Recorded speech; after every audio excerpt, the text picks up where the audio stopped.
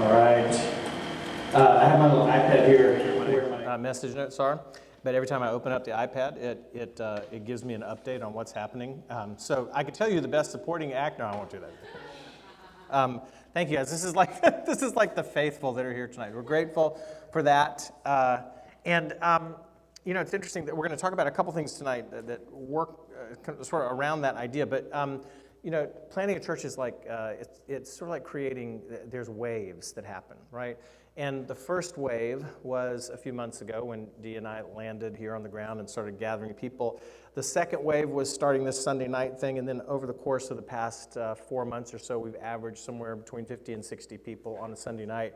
And then we're preparing for the third wave, which is coming, and it's coming soon. And we've been doing a whole bunch of work underneath the radar. So I want to talk to you just briefly before I jump into the message about a couple things about that tonight. So first of all, one of the ways we're preparing for the next wave is we're doing our budget stuff, trying to figure out how much, what kind of resources we actually have to go into this next wave, which is happening soon in 2015. So you have these cards in the program, and we've been handing them to you for the last few weeks. Next week is the week we're asking everyone to bring one of these back. So if you are going to be bringing one of these back, please do next week. And we literally will be taking our budget and adjusting it based on the commitments that we get back from folks here. So we have a budget that has about I think 34% of the budget this year is actually people giving who are a part of Resonate, and the rest of it is kind of outside funding, and then that goes up year after year. We'll talk a little bit more about that later. But so that's next week. So please be thinking about that, be in prayer about that. Bring these back next week, and then we will kind of tabulate them and figure out where we are with that. So that's one thing we're doing to create the wave. Now, the other thing, which is even bigger, is creating the wave, moving from a Sunday evening experience to a Sunday morning experience. And we'll probably continue to do some things on Sunday evening, but moving our primary gathering to Sunday morning. Now, over the past few weeks, we've been doing a ton of work, looking for that space and working on where that might be. And I'm glad to announce tonight that I'm not going to announce it tonight. You thought I was. But here's the thing that I can tell you. Actually, next week, we're going to give you all the info on the new space and where we're going to be and all that sort of thing. And we're going to make a concerted effort to get all these 60 or 70 people who are a part of this thing in here with us together next week. But I can tell you this, and I'm going to give you a little picture in a second to help you remember it by. But I can tell you that on Easter morning, we will be meeting in the morning at a space that I can't yet talk about yet, but we're almost there. But so you won't forget, and you'll start kind of putting in your calendar the idea of Easter morning. I thought I'd show you this, because if you can put the next picture up there for us, that'll just help you remember that something new is going to happen on Easter. Because once you've seen that, I was thinking, you know, that's not a thing you can unsee. So now you're going to remember that there's something coming on Easter morning. And if you forget, you can just think of the guy with the bunny hat. So anyway, Easter Sunday. So just kind of put that on your calendar, right? And just kind of be aware that Easter Sunday, we will be in the morning. We have a couple of different spots we're in the last pieces of looking at all the logistics for. But actually both of them that we've honed in on, I'm very excited about. Either one would be great. So this next week, we're going to be figuring out the finalization of that thing. So keep that in mind, pass the word along. That'll be kind of the next wave. There'll be a whole big marketing push that goes with it and all kinds of other stuff. So anyway, just wanted to kind of get you up to date on that. Now, tonight, we're continuing on with this series on the Sermon on the Mount, and we've landed, Jesus talked about giving and praying, and tonight we land on fasting.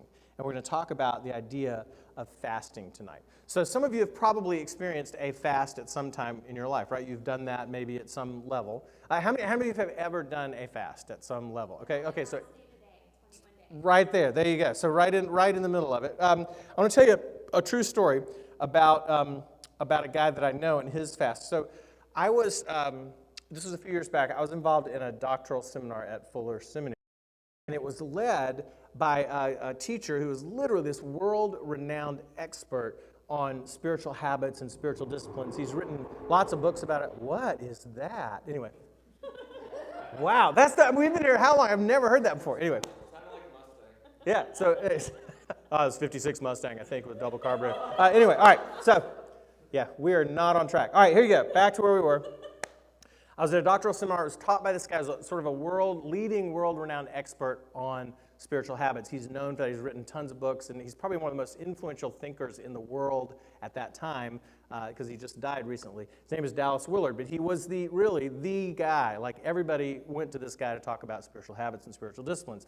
Thus, he was teaching a doctoral seminar on it at Fuller. And as part of this 2-week doctrinal seminar that we were in, it was held at a monastery.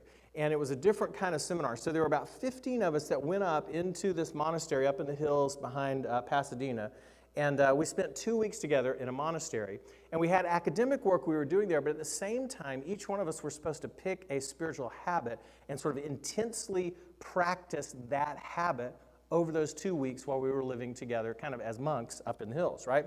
So because it was sort of a secluded place, and because of the atmosphere, really, meal times were kind of the big social time of the experience. And so people would, look forward to that, and we would gather together and we'd eat together. And I would always try to find somebody I could sit with that was, an interesting person. And there was one guy I noticed, he was like really sharp when we were talking about stuff, but he was never there at meal times. And so after a couple of days, I figured, oh, he must be fasting. That must be like the discipline that he's working on. So I different things. Well, a couple days. A couple days will go by and he'll be here, but he didn't. He never showed up for a meal. 10 days into the seminar, he finally showed up for a meal to break his fast. So he had done a 10-day fast. And I was thinking to myself, that's really impressive. For somebody to really, it was literally just water, like a 10-day fast. I was like, oh my gosh, this guy's like a spiritual giant. He must be, really practiced in the spiritual.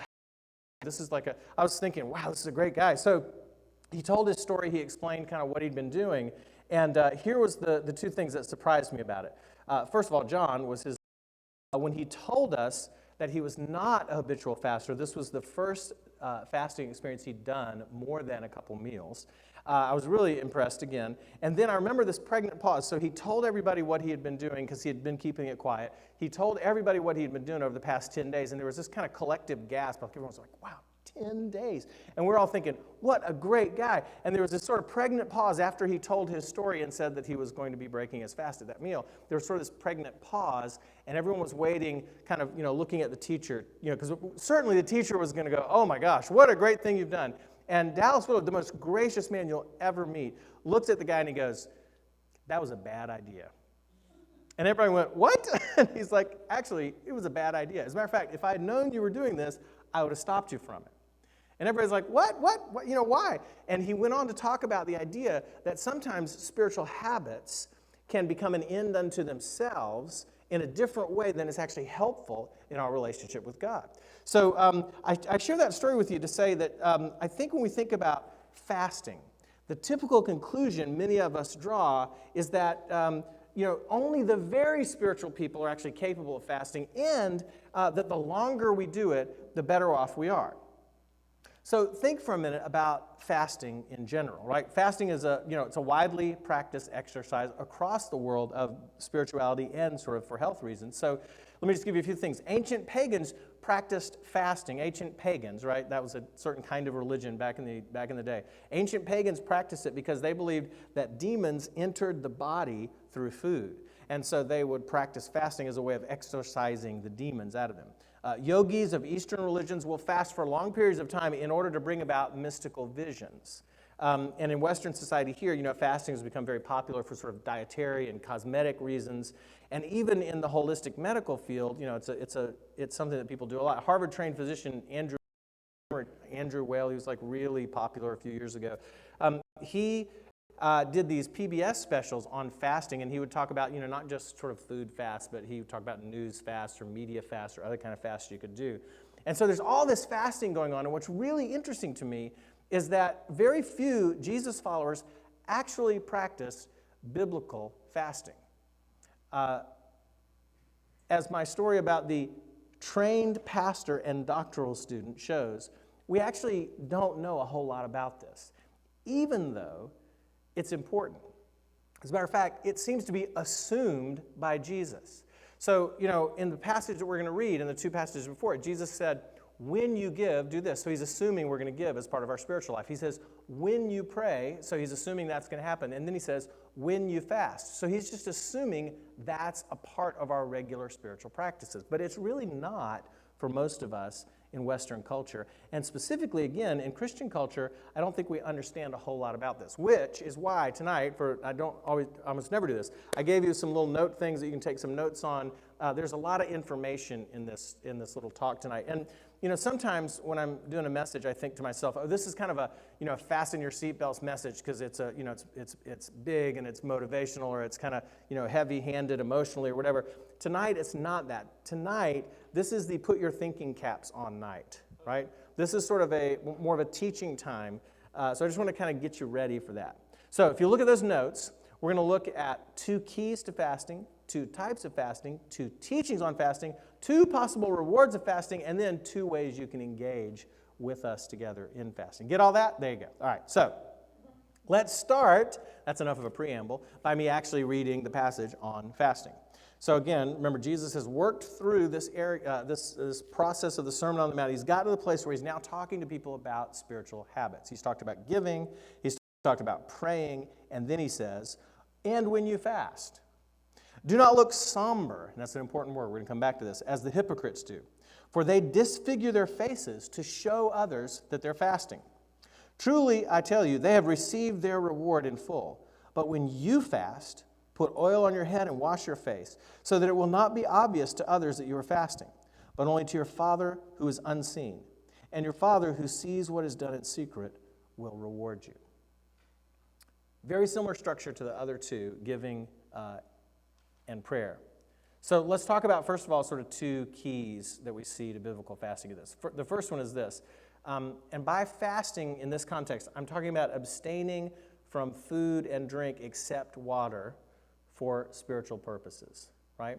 So people go on a juice fast or this fast or another. I'm just talking about abstaining from food primarily for a spiritual purpose. And we're going to talk about what that means. But first of all, the first key is this, that fasting is not an end unto itself, right? That was a little bit of my friend John's problem.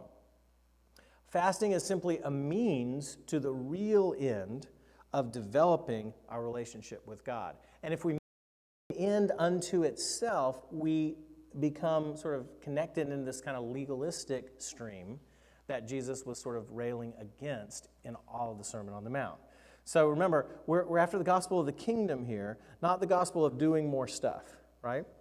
Second foundational key to remember as we look at this is that biblical fasting is almost, in the Bible, almost universally connected to the scriptures with prayer. So it's almost never just fasting when it's talked about in the scriptures. It's always fasting and prayer, fasting and prayer, fasting and prayer, fasting and prayer, which gives us a hint as to what fasting is really supposed to be about, which is a special concentration on our relationship with God. So, with that understanding under our belt, that's kind of the foundations. Let's look at 2 types of fasting presented not just here but throughout the scriptures. So, first of all, you see what is called, I've called it fasting in the scriptures, or fasting for a specific purpose. And again, the purpose of this kind of fasting is to make your voice heard on high regarding a specific need. Okay? Those are little blanks in your outline. So I'll say it again. To make your voice heard on high regarding a specific need. So here's some examples of that. In the Old Testament, on the Day of Atonement in Leviticus 16 and then again Leviticus 23, one of the highest and holiest days of the year for ancient Jews, and the only commanded fast, actually in the Old Testament and the New Testament, interesting enough, the only commanded fast is here, the Day of Atonement. As a way of part of the process of humbling themselves before God, Jews would fast as well as bringing special offerings to the temple on this annual day where there was atonement or payment made for the sins of the nation.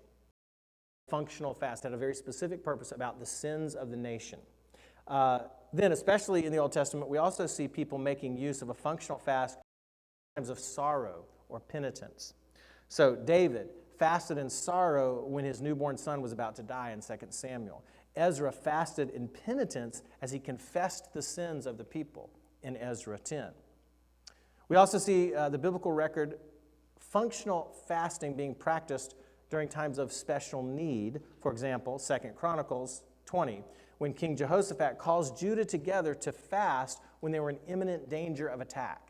He said, we're going to come together and we're going to pray, we're going to fast because we're in imminent danger. Another example is Jesus, at the beginning of his public ministry, in Matthew chapter 4, went on an extended fast. Remember, he goes to the desert for 40 days, and there's an extended fast happening there. And then in the early church, in Acts 13, they fasted and they prayed. This is the first time we see this happening in the early church, in Acts 13. They fasted and they prayed as they sought God's will about sending out two people as the first church planters. So they fasted and prayed before that. So this idea of functional fasting is there's a specific need that we're trying to get in touch with God about. And so there's this concentrated effort to do that through prayer and fasting, a physical means of doing that. Now, the caution here in making use of a functional fast in your life is this: we cannot substitute ritual behavior for obedience. With me? We can't substitute ritual behavior like this for obedience. Again, it's not an end unto itself. It's enabling us to connect in a concentrated and special way with God. Often because a functional fast involves great sacrifice, right? If we do it even for a day or a couple of days, we're tempted to think it's sort of a big gun that we can pull out to sort of motivate God to do what we want him to do. Does that make sense? We kind of go, okay, well, God kind of, if we do this, God kind of owes me. We might not say it that way, but that might be how we feel. And at that point, we've fallen into thinking like the Pharisees, right? If I do this, then it proves I'm spiritual, and then God owes me something as a result.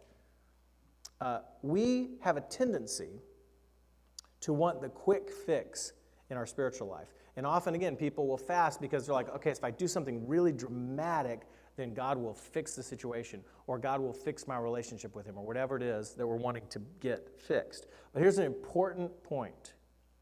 You might want to write this down. In reality, it is not the dramatic that generally moves us forward in the spiritual life. It is the consistent. You with me? It's not the dramatic that generally moves us forward in the spiritual life. It's the consistent. So, if you kind of take that to heart, a biblical use of this functional fasting idea would come more authentically from a natural preoccupation with God during times of sort of intense stress. It's kind of a habit. It just happens, more than from a planned activity to gain God's favor. So fasting needs to be part of a bigger life of ongoing spiritual habits with God for it to be helpful. Does that make sense? Again, I think we have a tendency to think, oh, this is something dramatic, and if we do this, then God's going to respond, or something's going to happen. But who knows? It might. But in general, you have to see it in the context of a much bigger picture of a consistent, ongoing conversational relationship with God. All right. Now, here's an example of how sometimes this kind of functional fasting almost happens naturally. Have you ever been under stress in some way and you think to yourself, I just don't feel like eating? You ever had that happen? I think there's part of us that's wired when we get under stress to kind of go into fight or flight mode or whatever they call it. Your body is kind of saving up and going into almost an intense mode, and there's something about that that's wired into us. So you need to think about it in that context. It's a natural thing. So here's an example. So I yet have not fasted for our next venue decision, but I'm going to this coming week. But what I have noticed is that as I've been working this out and trying to figure out what our next step is, I really have had that experience of going, I just don't feel like eating. Like I've been so tied up in this one thing, intensely focusing on my relationship with God and getting an answer to this thing, that it sort of happened. So that's functional fasting. I would say this is appropriate in our lives as long as we have a sort of a consistent spiritual life going on alongside of it. It's not something that we do dramatically to kind of gain God's attention. All right, this brings us to a different type then, a second type of fasting that we see in the scriptures. And I'm going to call this disciplinary fasting. In other words, fasting is a discipline. Fasting is an ongoing spiritual habit. This type of fasting is more designed to do two things: to put us in control of our bodily needs, and then to show us our need.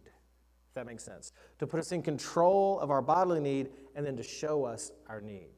So, we are spirit, we are soul, and we are body, right? And often our body follows our spirit and our soul. And so this is kind of what this is about. 1 Timothy 4:7 says, discipline yourself for the purpose of godliness, or train yourself for the purpose of godliness. And this is a different kind of fasting. So as opposed to a functional thing where we're doing it for a very specific purpose, this is a more long-term thing.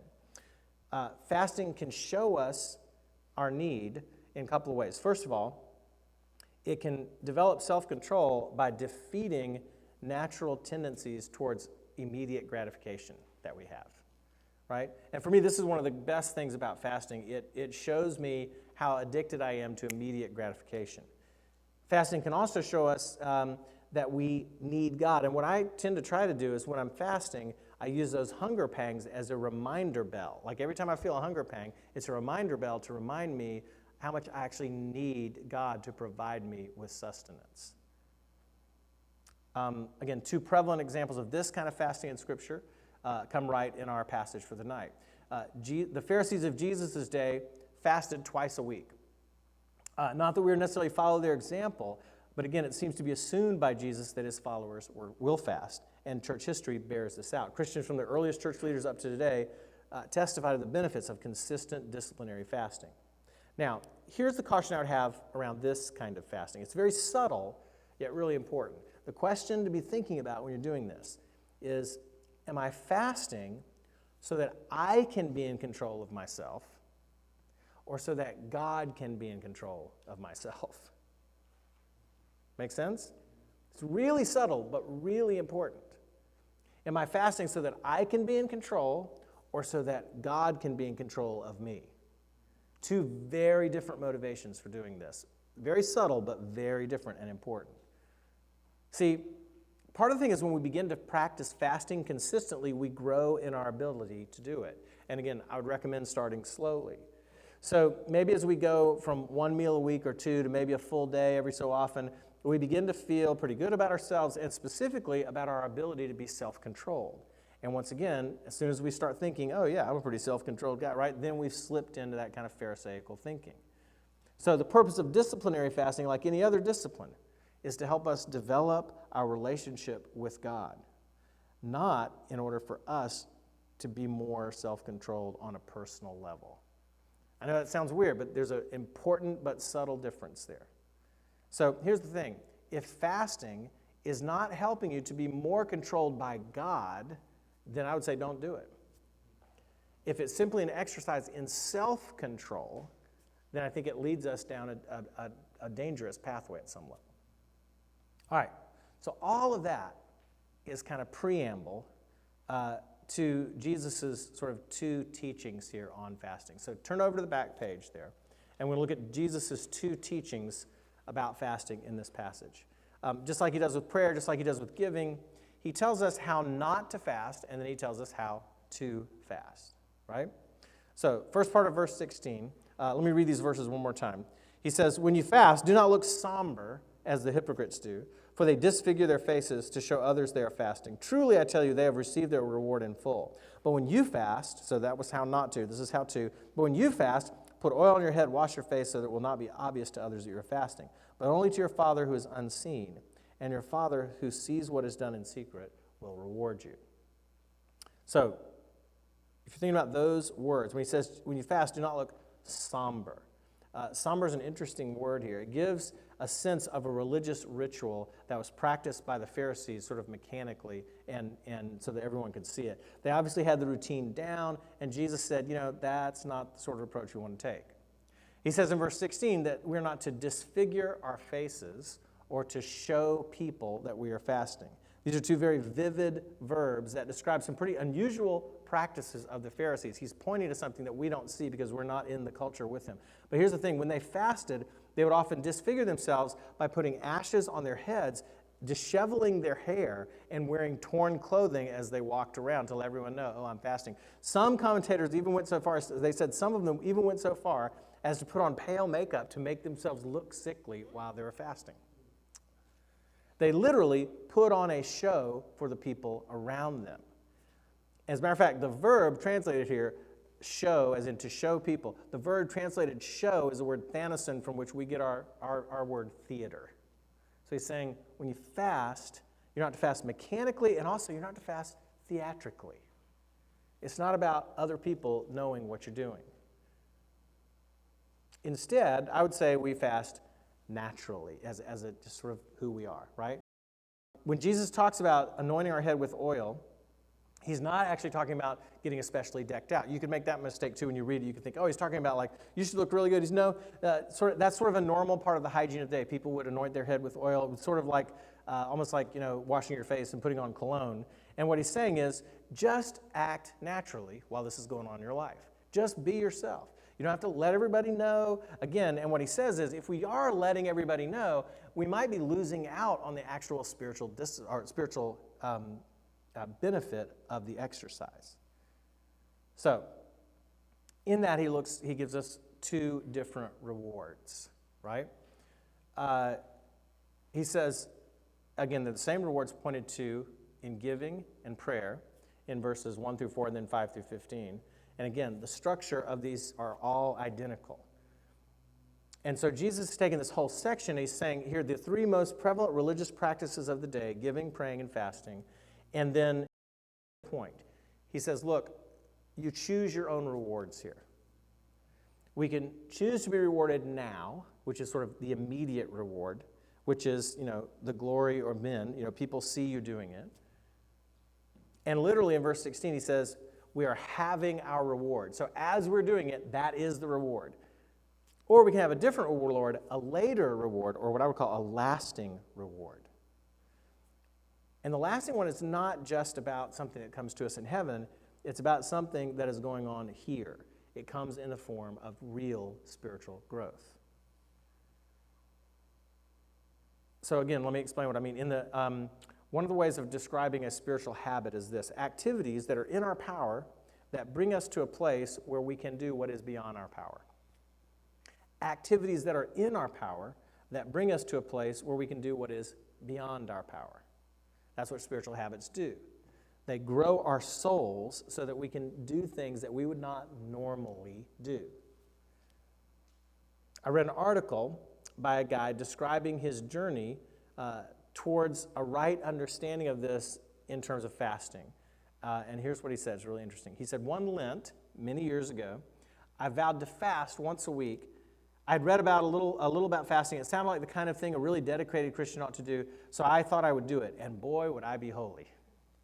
He said, but it wasn't long before in my spiritual experiment, before I discovered what the saints of ages past must have learned. This venerable spiritual discipline drew me into nothing less than a state of misery. Holy Thursdays, my fasting days, were days of fatigue punctuated by periods of exhaustion. Doesn't that make you want to do it? He says, as hunger gnawed at me, my prayer was my only comfort. And he said, this is what I prayed every Thursday.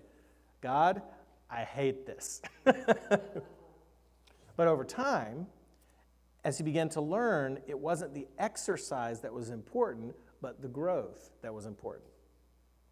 And the growth here, he saw in his life, motivated him to continue on. So here's a way of thinking about it.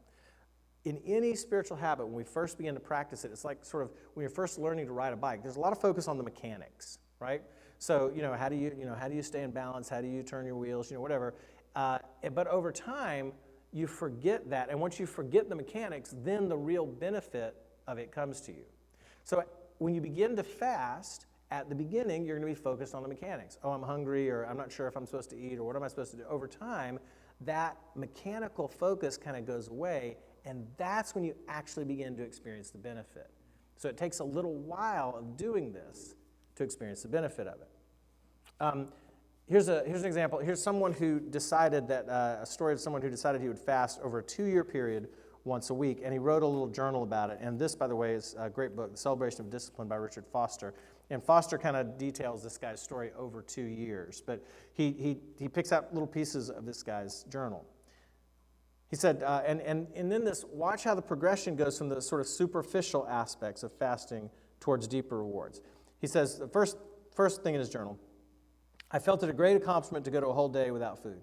I Congratulated him on the fact that I found it so easy. That was first day. Next time. Began to see that the above was hardly the goal of fasting. Was helped in this by beginning to feel hunger. Next time. Began to relate the food fast to other areas of my life where I was more compulsive. So he's starting to get some understanding here. I did not have to have a seat on the bus to be contented, or to be cool in the summer, or warm when it was cold. So it's revealing stuff. The next one, reflected more on Christ's suffering and the suffering of the hungry, and who have hungry babies. So it made him start thinking outwardly as well. 6 months after beginning the weekly fast discipline, I began to see why a 2-year period was suggested. The experience changes along the way. Hunger on fast days became acute, and the temptation to eat became stronger. For the first time, I was using the day to find God's will for my life. Began to think more about what it meant to surrender my entire life to God.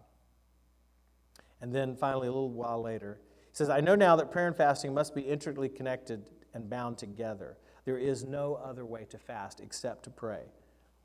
And yet, that way is not yet combined in me. So he's still working at it.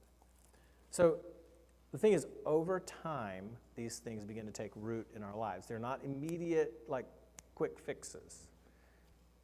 We have to forego sort of immediate gratification for a greater reward. And that's Jesus' whole point here, is foregoing immediate gratification for a greater reward. You have to think to yourself, what do I want to see in my life a year from now, 10 years from now, 20 years from now, 30 years from now, 40 years from now? What do I want to be like? What do I want to see? And as opposed to focusing on the immediate, we focus on the long term.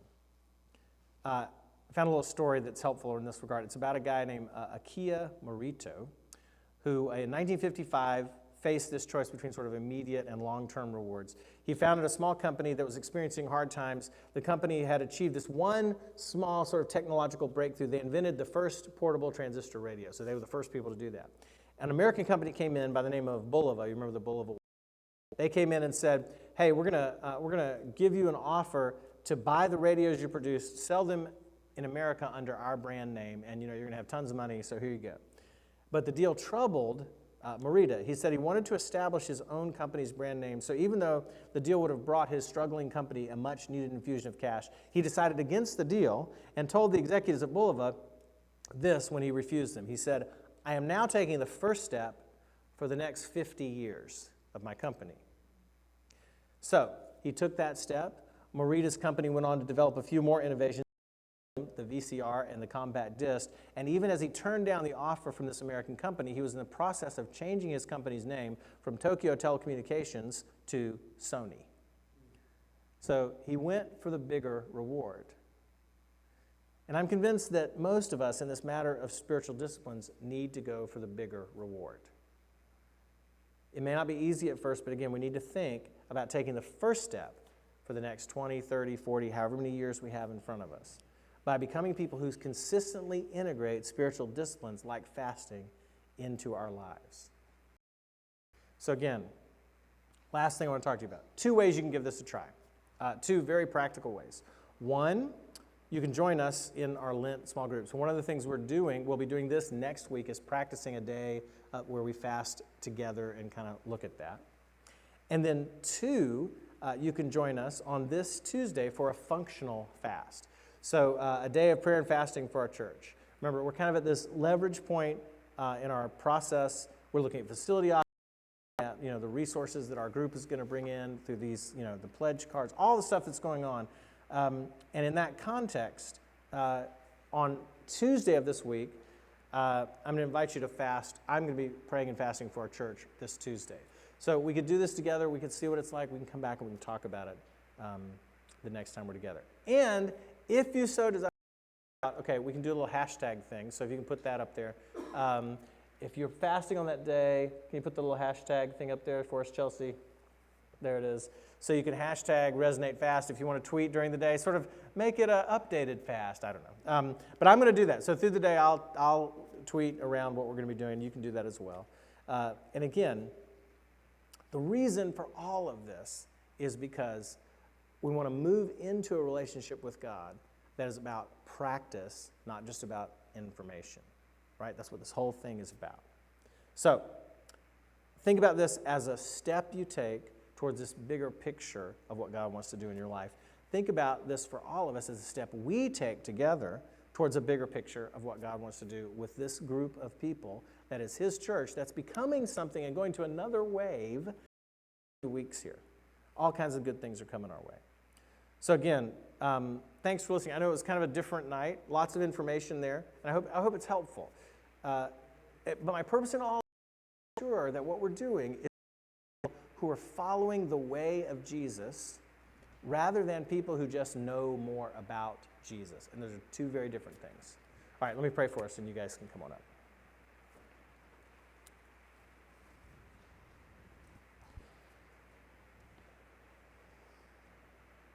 So God, lots of information, and again, the danger of having lots of information.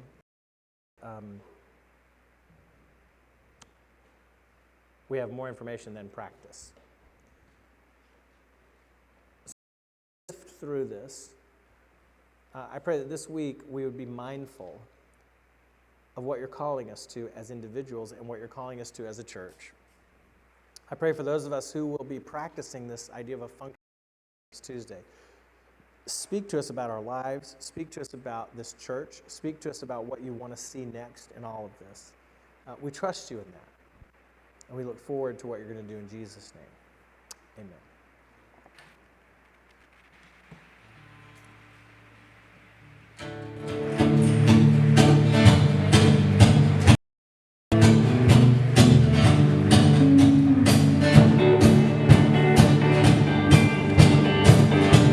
You guys stand and sing this? Leave on an upbeat note today.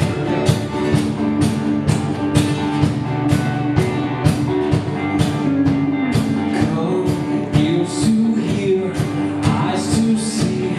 Be made new and be set free. Love has come to make a way for you and me. Come, weary hearts, tired feet. Lay your